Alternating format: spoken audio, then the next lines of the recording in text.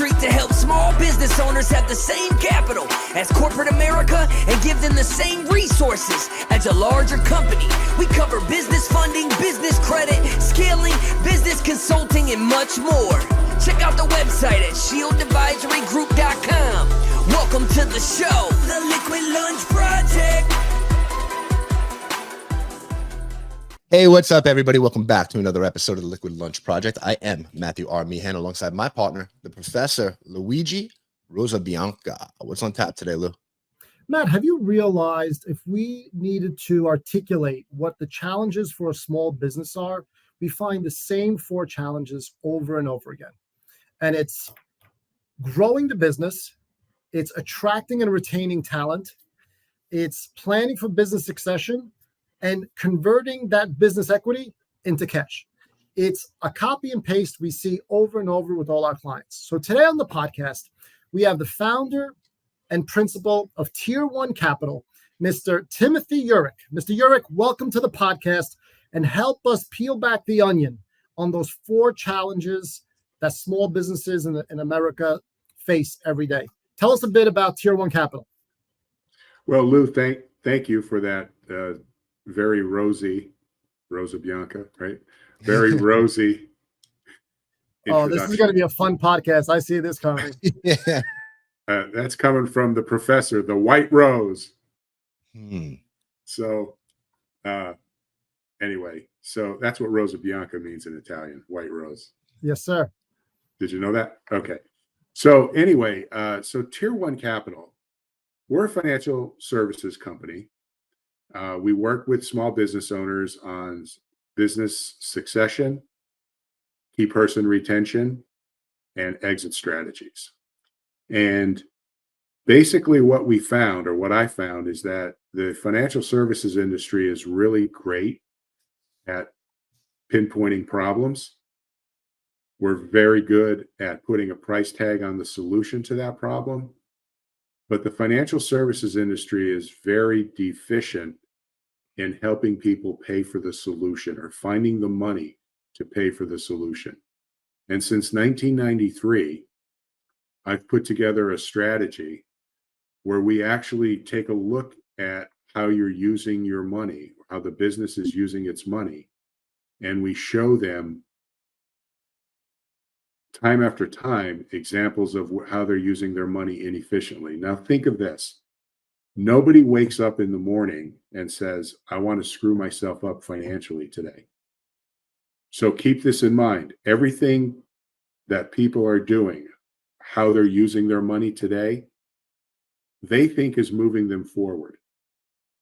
And to that, I have one simple question. If what you thought to be true about money or finance turned out not to be true, when would you want to know?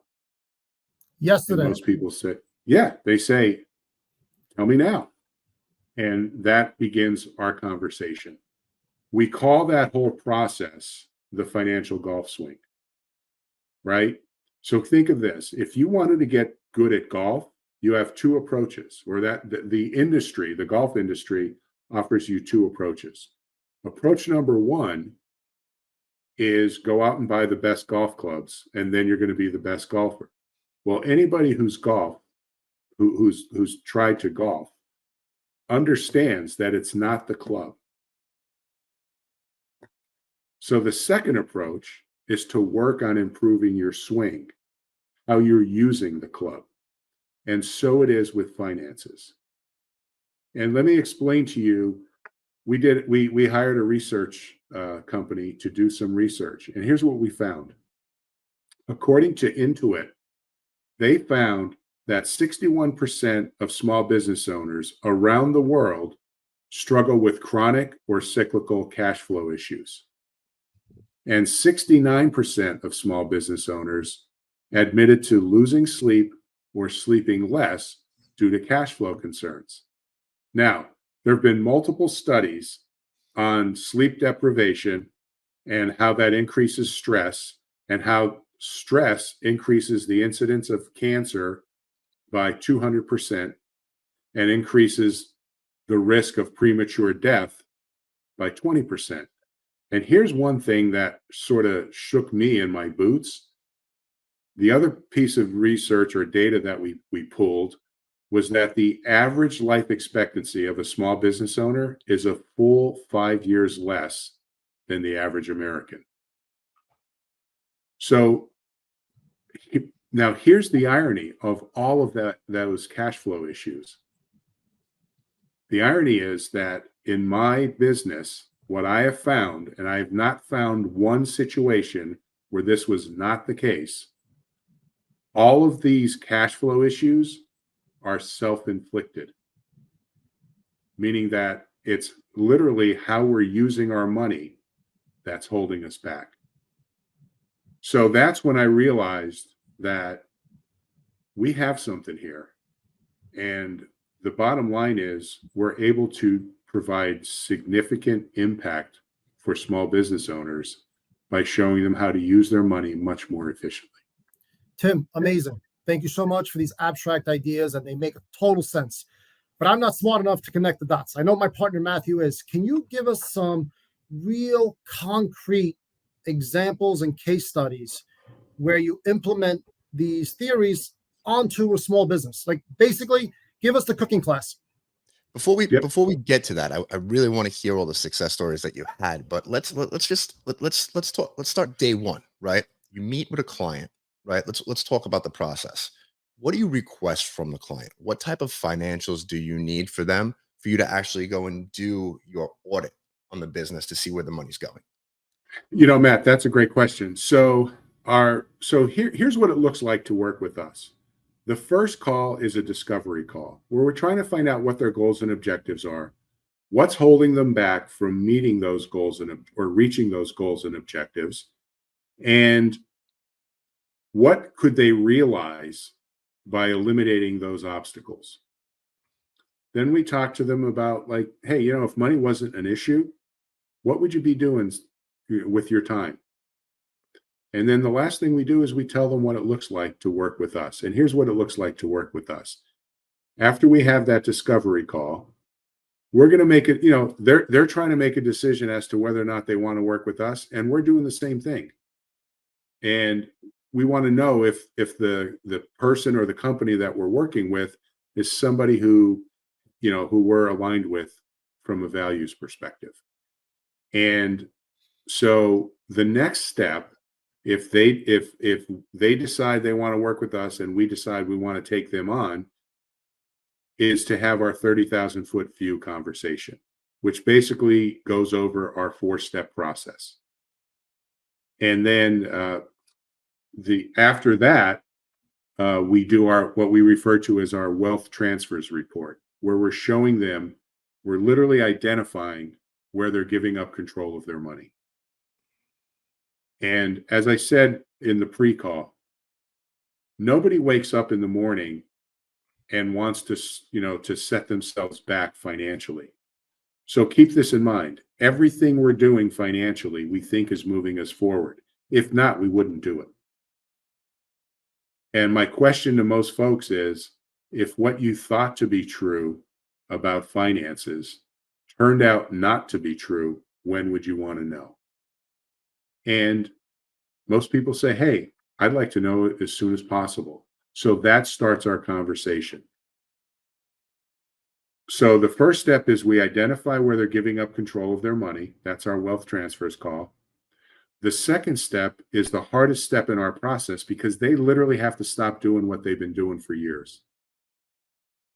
And by the way, what they're usually doing is conventional wisdom. And conventional wisdom, in my estimation, has never been right about anything. And so what happens is they're following the herd.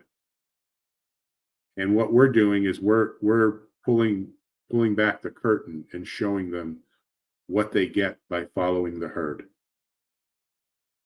So the third step is to save money in a place where they have liquidity, use, and control of their money. And then the fourth step is where the magic happens, where we show them how to literally borrow money from themselves and pay interest back to themselves. Now, here's what's happening. If you step back from that process, If you're borrowing money from yourself to run and grow your business, then your money never leaves your control. You're in control of what you can control, which now is your cash flow. Up to this point, most small business owners have not been in control of their cash flow, to the extent that when they need access to capital, what do? They either burn their cash or they borrow money from a bank. In either situation, we have a saying: whoever controls your cash flow controls your life. So we show them how to be in control of their cash flow and now, in essence, regain control of their life. So I'm not sure if that answers your question, but that's what it looks like to work with us, and that's how our process works. So in the first stage, when you're identifying these businesses, right, and you're working with them, you're talking to them, you got through the discovery call already at this point, you're going to request some documentation from them, right? So Yep. the question was, what documentation do you guys request? Well, so usually what it looks like is, show us where. Basically, we'll look at their financials.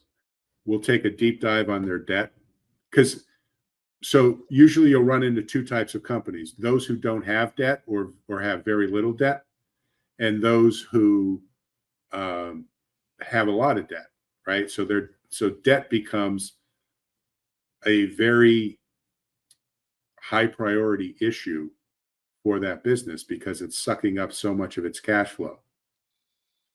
But what we have found is the companies who are burning cash, who are paying cash for everything, they're the ones we could help the most. Because again, that's that financial golf swing. And what they're not realizing, when they go and buy a piece of equipment or they go and borrow money for their business, they know when they fill out the loan form, they know exactly how much interest they're going to pay. And they don't like to pay interest because people who pay cash or companies that pay cash do so to avoid paying interest. So what they don't realize by paying cash, they're not getting a return on their cash. Now, yes, they're getting the equipment, and that equipment is giving them a return in their business. But we always say it's not what you buy, it's how you pay for it that matters. And so when we show them a different way, because most people think there's only two ways to buy something: finance or pay cash. There's actually three.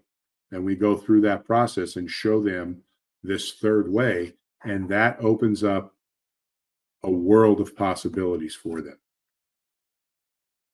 So Luigi was asking about some clients that you worked with, and you shared some stories with us prior to getting on here. So why don't you tell the audience, because they were pretty impressive. Yeah. So one was, we worked with a retail business. They had 5 partners, and about 7 years prior to them engaging with us, one of the partners had a stroke. So they had been paying him for 7 years. And it just got to be a situation where they had to hire somebody to do the work that he was previously doing. He was continuing to get the same pay as everybody else, as the other 4 partners. And obviously he wasn't, pulling his fair share of the work. So he actually approached the healthy partners and said, "Look, you guys have to buy me out. I don't want to be a drain on the business any longer." So they brought me in to help them with their succession plan and how are they going to buy this guy out? Because the fact of the matter is, they didn't have cash flow in their mind. They didn't have cash flow sufficient enough to buy him out. So we did a deep dive. We identified where they were giving up control of their money. And in the process, we also found when they opened their business, which was like 22 years previously to them engaging with us, they basically started the business for a job. The company they had worked with had sold out to a national entity, and the store that they were running or they were working was closed because it just wasn't large enough in this national entity's minds to keep the business, to keep that store location. So they all lost their jobs. So they went and did a feasibility study, and they opened up another store, not in that neighborhood, but in a nearby neighborhood. And all of a sudden, they didn't have any money.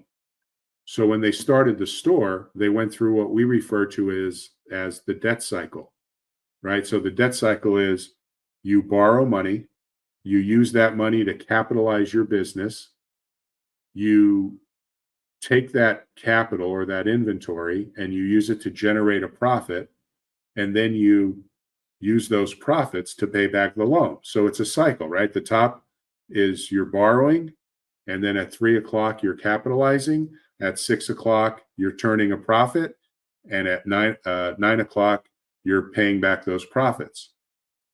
So they got really good at turning that inventory, and all of a sudden, so much so that they paid off a 20-year loan in about 8 years. And then about 2 or 3 years after they paid off their loan, they went and opened a second location. So when I met them, they were still in this debt cycle. So they were still paying off that second loan, but they were in the we call it the 2-minute drill. They wanted to get out of debt as quickly as possible. So when we talked about identifying where they were giving up control of their money, it was clear to us that how they were paying their debt was holding them back. And so now the question becomes, how do you explain it to them in a way that's not offensive, but also in a way that makes a strong point? So our way to approach that was real simple. We said, okay, when you opened the first store, what bank did you use? And they told me the name of the bank. When you opened the second store, what bank did you use? And they said the same bank.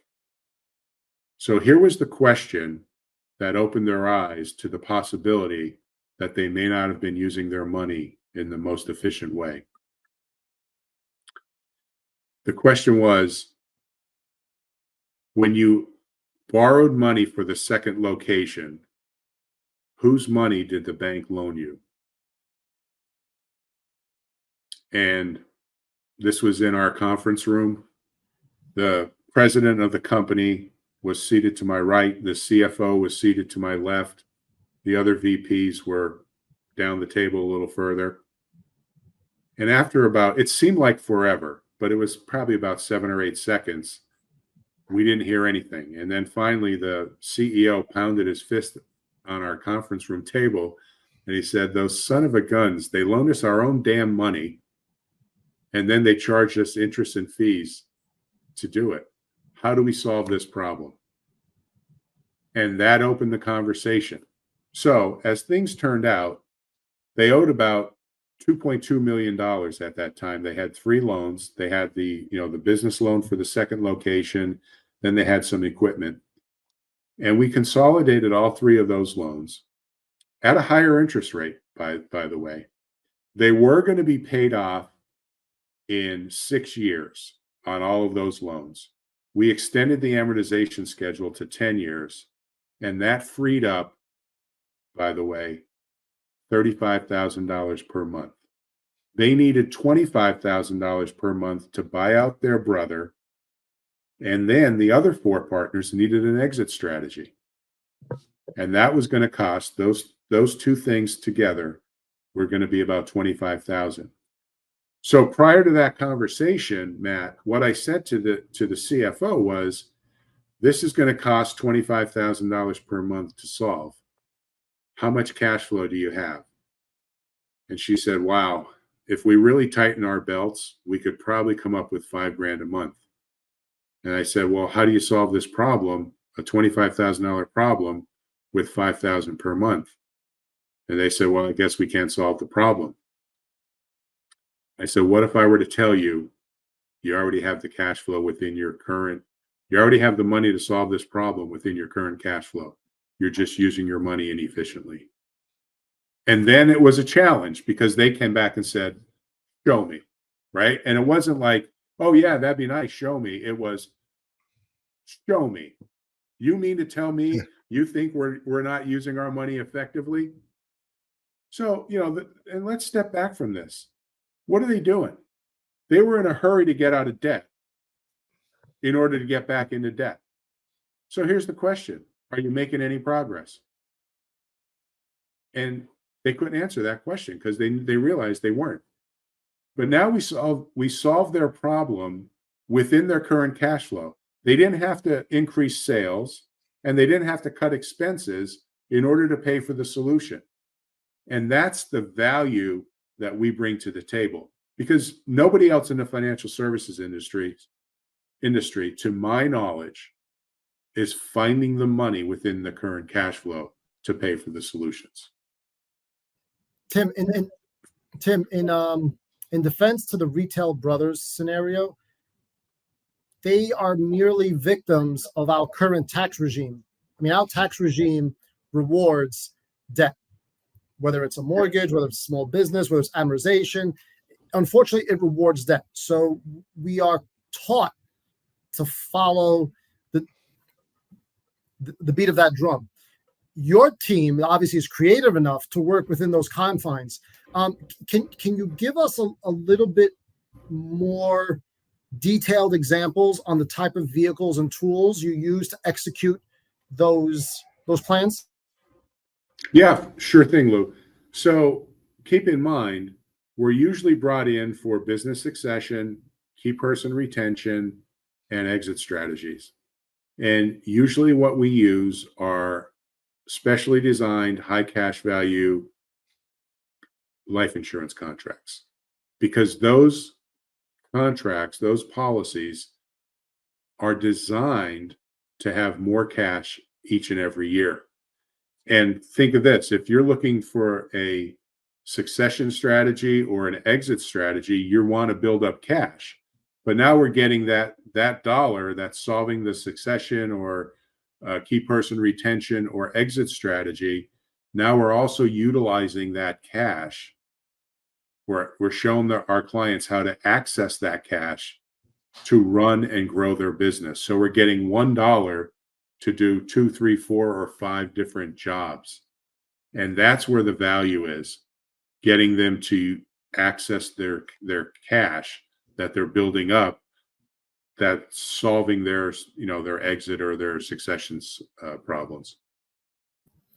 Can you give us a scenario where you would use one of those tools to not only engage but also reward key personnel? Yeah. So I have a really good example. We worked with a company in Long Island. It was a manufacturing company. And so the history on this company was it was a family-run business. The founder of the company died, left the business in a trust to his children, and his children had no interest in running the business. But it was a money-making machine. So they hired a CEO over 25 years before we were engaged with them. And the family board wanted to reward this CEO for all the work that he had done, because he had brought the business from 10 million to 50 million over that time period. So they wanted to reward him for his service. They also had a CFO who was in his early 50s. The CEO was in his early 60s. So they had a CFO who was in his early 50s who sort of got a late start in life. He had an 8-year-old and a 6-year-old. And, he was looking at, about the time he was planning to retire, he was looking at significant college costs for his children. So this company engages with a high-end compensation planning company out of Chicago, right? So the professional from afar. They come in, they charge them $18,000 to do an analysis, and the analysis, quite honestly, stunk. It was something that the board didn't want, neither of the executives wanted, so they just said, no, we're not going to do it. So now the board has a bad taste in their mouth from these quote unquote consultants. And then somehow I get referred in because a friend of the CEO, and the CEO, by the way, wanted this, right? He wanted his golden parachute. And the board or the family was willing to pay or to fund this for him. So we come in with a different solution that number one was very, shall I say, balance sheet friendly. It didn't have a very negative impact on their balance sheet. And more importantly, we also came up with a solution that we found the money to fund this solution within the business current cash flow. So, and here's the key person retention issue. Number one, we got the CEO his golden parachute. Number two, by sitting down with the board and finding out what they were willing to put towards this, and again, we found the money for the solution. Then we sat down with both executives. When we sat down with the CFO and brought this solution to him, or this plan to him, and presented it that every 4 years from the time each of his children hit the age of 18, the company was going to provide him with $50,000 per year, each year for 4 years for each child. He literally broke down in tears of gratitude. So think about the impact we had for him and for the company, because the company did this with no impact on their balance sheet. So I don't know, Lou, if that answers your question, but there's a key person retention example. No, it's an amazing example. Thank you for sharing. It seems like your biggest challenge when dealing with small business owners is trying to change their mindset. How do you overcome that? Because we have decades, if not centuries, of rehearsed behavior when it comes to wealth preservation and taxation. How do you confront that biggest challenge when you're meeting with clients? The irony, Lou, is that the way that we recommend people save money, or the places where we recommend they save money, is what most businesses did and most families did up until the mid-70s. And then in the mid-70s, when Nixon took us off the gold standard, people don't realize this. When Nixon took us off the gold standard, do you have any idea what the savings rate was in America at that time? Substantially more than it is today. It was over 18%. And, today it's less than 4%. So when Nixon took us off the gold standard, the next domino to fall was the retirement plans, right? IRAs and then 401ks. They were all legislated into existence in the 70s. So if you look at that, number one, the price of everything goes up because we're now not on the gold standard. And number two, I mean, that's a simplified answer, but it's not only the gold that we're off the gold standard, it's that we're printing money. And then the second thing is people are saving in an area where they don't have access. But prior to the 70s, where did people save? People didn't have stockbrokers, right? Rich people had stockbrokers back in the 70s and prior to that. Guess what? I wasn't rich. My father never made more than $18,000 in a year. He was a welder in the coal companies all of his career. So he didn't have a stockbroker. He wasn't invested in the market. But now everybody you meet on the street, where are they? Well, I got a 401k. I got this, I got that, right? I have a Schwab account. Well, that's great. But who's managing that money? They don't know how to run it. So the point is that prior to the 70s, everybody saved in passbook savings and cash value life insurance. And now, since that market-based model took over in the 70s, we've been doing that for over 50 years. And now all of a sudden, everybody thinks that's the way to do it. But this is the way people did it before the 70s. So Well, step into the 1980s and welcome the world of leverage. Credit cards are everywhere, right? So it's not really savings, yes, but we have more of a leverage problem, right? yeah, Liquidity. well, It's more of a access to liquidity problem. It's liquidity, right? So if you don't think you have the money liquid, what's the first thing a business owner does? They use a credit card. What's the majority of their credit card rates? 26 to 29%, depending on where you live. Why? Because they're utilizing the credit card to run the business, which is dropping their credit score, which is spiking the interest rate. It's definitely a cycle. We see it all day. Which is also eating into their cash value or their cash flow. Correct. Those interest payments. So that's the way people used to save. And you're right, Lou. It is definitely a mindset issue, right? There is a bit of a paradigm shift. But, there's this thing about this illusion of knowledge, right? Everybody thinks they have it figured out, and they don't. And that's where our question comes into play. If what you thought to be true about finances turned out not to be true, when would you want to know? And like I said, most people want to know as soon as possible. And then what we do is we show them where they're giving up control. Now, when we get that report to our clients, we don't say, hey, you're giving up control here, you're giving up control here and here.